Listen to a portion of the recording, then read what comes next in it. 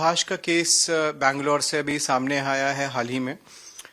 बहुत ही दुखद घटना है और मैं ये कहूँगा कि ये एक सुसाइड नहीं है, ये एक, मैं इसको एक मर्डर कहूँगा, मर्डर बाय द सोसाइटी। जब पुरुष के साथ कोई प्रताड़ना होती है, कोई हैरासमेंट होती है तो आंखें बंद कर लेती है।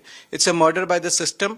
एक सिस्टम जो जब एक महिला और पुरुष के बीच में कोई भी विवाद हो तो ये मान के चलता है कि the man is on the wrong side always.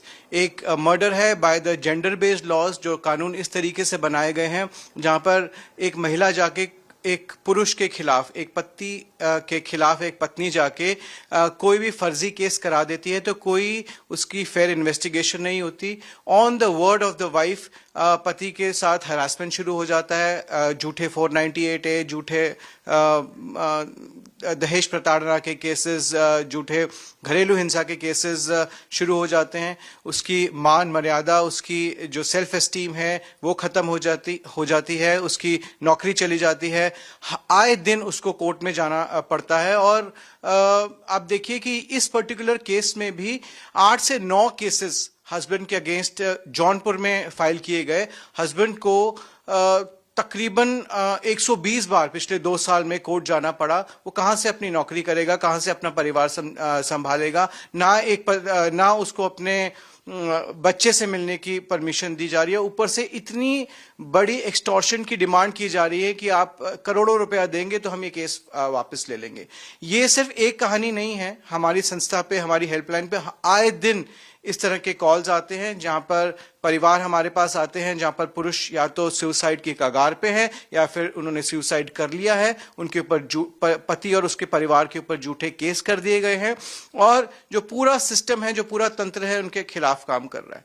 Supreme court ने एक नहीं 5-6 बार अपनी लैंडमार्क जजमेंट्स में ये बोला गया है कि इन कानूनों का बहुत वृहद दुरुपयोग हो रहा है और रिसेंटली एक जजमेंट में उन्होंने कहा, सुप्रीम कोर्ट ने, कि इन कानूनों में फेरबदल होना चाहिए, 498A में अमेंडमेंट्स होना चाहिए। और अभी हाल ही में BNS के जो भारतीय न्याय संहिता के कानून आए हैं और कानूनों में फेरबदल हुआ है। भारतीय साक्ष्य अधिनियम और भारतीय नागरिक सुरक्षा अधिनियम जब ये लाए गए तो हम लोगों ने भी सरकार को यही गुहार की थी कि इन कानूनों में 498A और ये सब जो जेंडर बेस्ड कानून बनाए गए हैं, इसमें कड़ा प्रावधान डाला जाए कि अगर झूठा केस किया जाता है तो झूठे केस करने वाले को सजा का कड़ा प्रावधान हो।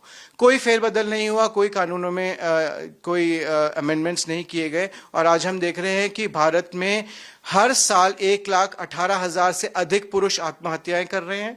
इतनी आत्महत्याएं पूरे विश्व में कहीं नहीं हो रही हैं और इन आत्महत्याओं की जो सबसे बड़ी वजह है वो है फैमिली प्रॉब्लम्स, वो है डोमेस्टिक इश्यूज, वो है मैरिज रिलेटेड प्रॉब्लम्स। ना इस पे कोई बात करता है, ना कभी संसद में चर्चा होती है, ना सरकार की तरफ से कोई आयोग है, ना सरकार की तरफ से कोई हेल्पलाइन है जहां पर इन चीजों को एड्रेस किया जाए, जहां पर इन चीजों का कोई समाधान किया जाए।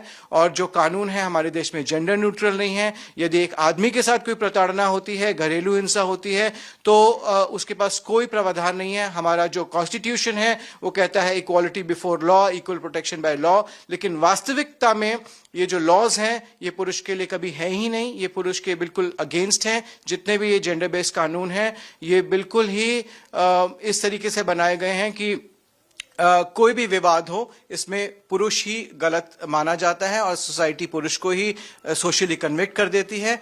और आप देख रहे हैं कि इस तरह के सुसाइड आए दिन हमारे सामने आ रहे हैं।